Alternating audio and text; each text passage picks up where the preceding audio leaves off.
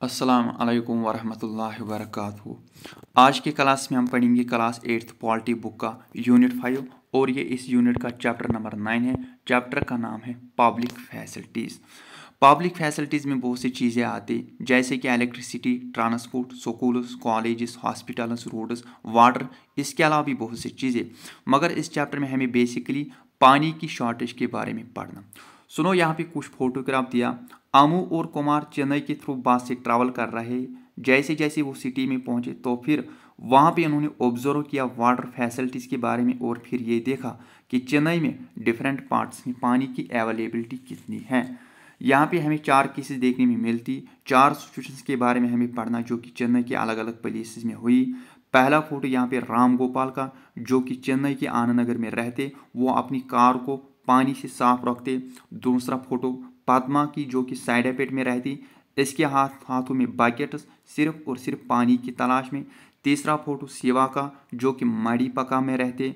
चौथा फोटो यहाँ पे सबरा मेनियन का, जो कि माइलापुर में रहते। देखिए टैंकर से यहाँ पे पानी आता। इन्हीं 4 केसेस को हमें समझना पहले टॉपिक के अंदर। जो हमारा पहला टॉपिक है, मेन टॉपिक है इस चैप्टर का, वो है water and the people of Chennai. चलिए हम समझ सकते हैं इस केस को। सुनो, पहला केस यहाँ पे क्या दिया। सीनियर गवर्नमेंट ऑफिशियल जैसा कि मिस्टर राम गोपाल, जो कि चेन्नई के आनंद नगर में रहते, यह एरिया बहुत ही अच्छा, चारों तरफ लश और ग्रीनरी देखने में मिलती, एक वेल डेवलप्ड एरिया माना जाता है। यहाँ पे बड़े बड़े बिल्डिंग्स, बड़े बड़े बंगलोज, इन घरों के अंदर टैप वाटर भी अवेलेबल, पानी की शॉर्टेज बिल्कुल भी नहीं। अगर किसी दिन में पानी कम हो जाता है, इनएडिक्वेट हो जाता है, तो mister Ram Gopal municipal water board के सीनियर ऑफिसर्स को जानते, इनसे ये बोलते कि हमारे एरिया में पानी कम हो गया, और सीनियर ऑफिसर्स जल्दी ही पानी का अरेंजमेंट कर देते। इनके घरों में वाटर टैंकर आसानी से अरेंज हो जाता है। ये हमने मिस्टर राम गोपाल का केस देखा। इसमें पानी की शॉर्टेज बिल्कुल भी नहीं। अगर किसी दिन में पानी इनएडिक्वेट हो जाता है तो जल्दी ही पानी का अरेंज हो जाता है। दूसरा केस यहाँ पे दिया सबरा मेनन का केस।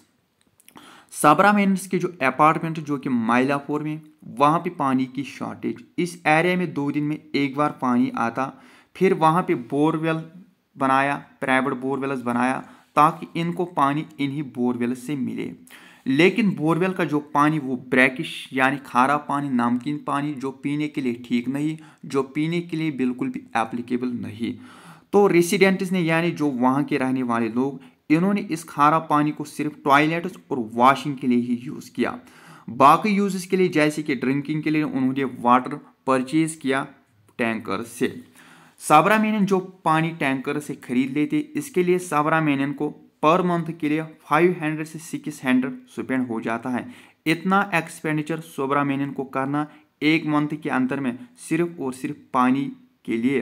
ड्रिंकिंग वाटर के लिए रेसिडेंट्स ने अपने घरों में वाटर प्यूरिफिकेशन सिस्टम लाया गया है। ये सबरा मेनन का केस है। चलिए नेक्स्ट केस पे देखेंगे।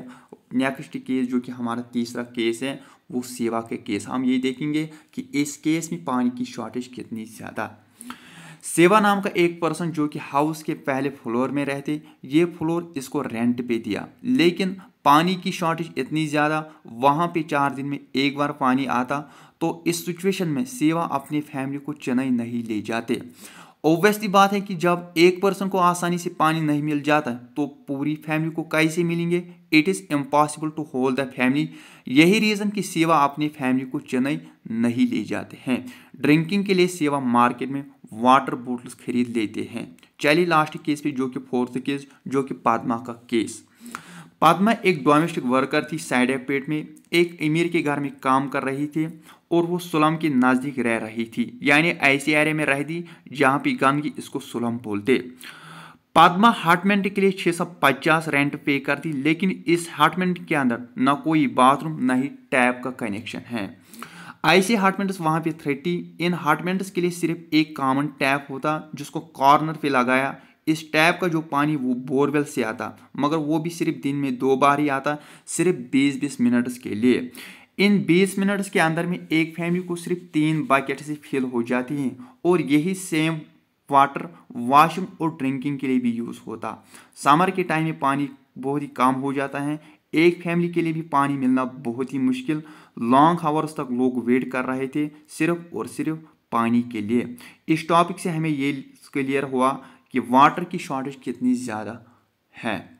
हमने इस टॉपिक में 4 केसेस देख लिए हैं। पहला केस जो मिस्टर राम गोपाल का है, इसमें पानी की शॉर्टेज बिल्कुल भी नहीं। अगर किसी दिन में पानी इनएडिक्वेट हो जाता है तो जल्दी ही पानी का अरेंजमेंट हो जाता है। लेकिन जो दूसरा केस हमने देखा, तीसरा केस और चौथा केस, इनमें पानी की शॉर्टेज ज़्यादा से ज़्यादा देखने में मिलती है।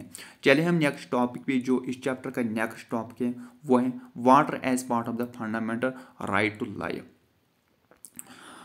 वाटर हमारी लाइफ और गुड हेल्थ के लिए बहुत ही ज़रूरी, सिर्फ हमारी डेली नीड्स के लिए नहीं बल्कि सेफ ड्रिंकिंग वाटर बहुत सी वाटर रिलेटेड डिजीज को प्रिवेंट भी करते, इनके ऊपर रोक लगाते।